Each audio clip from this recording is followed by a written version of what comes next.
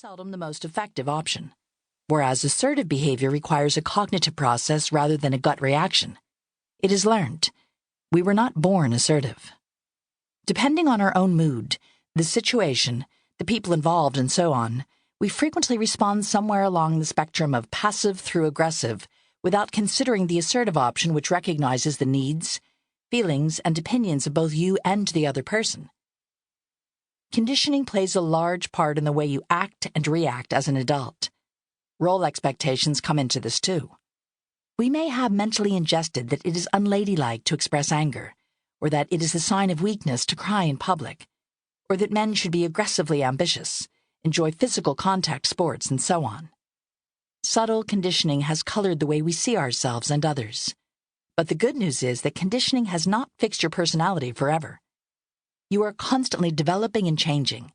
Things learned can be unlearned. Alternative behaviors can be rehearsed and practiced until they become second nature.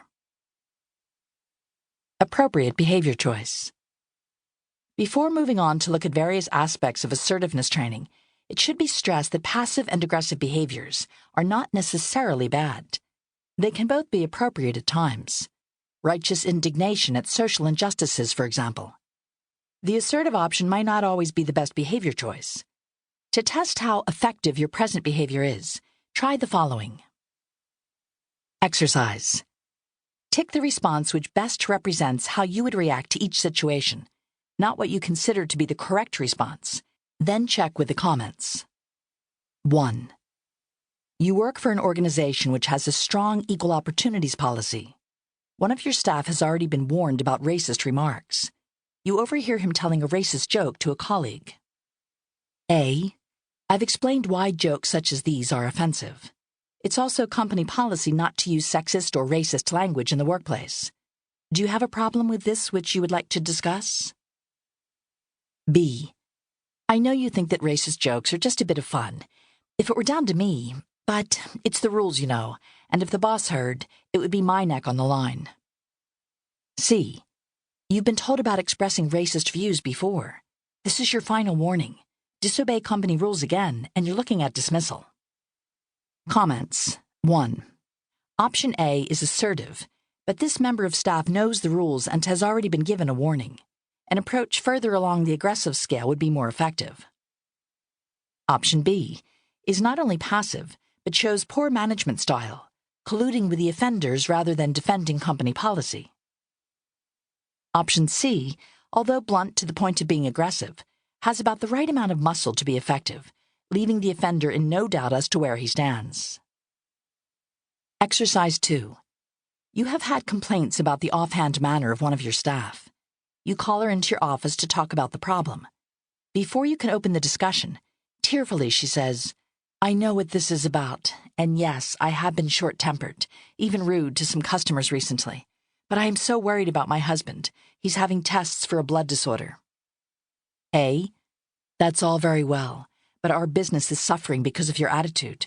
You'll have to learn to leave your problems at home and give 100% to the company while you're here. B. I'm so sorry. I'd no idea he was ill. Is there any way we can help you?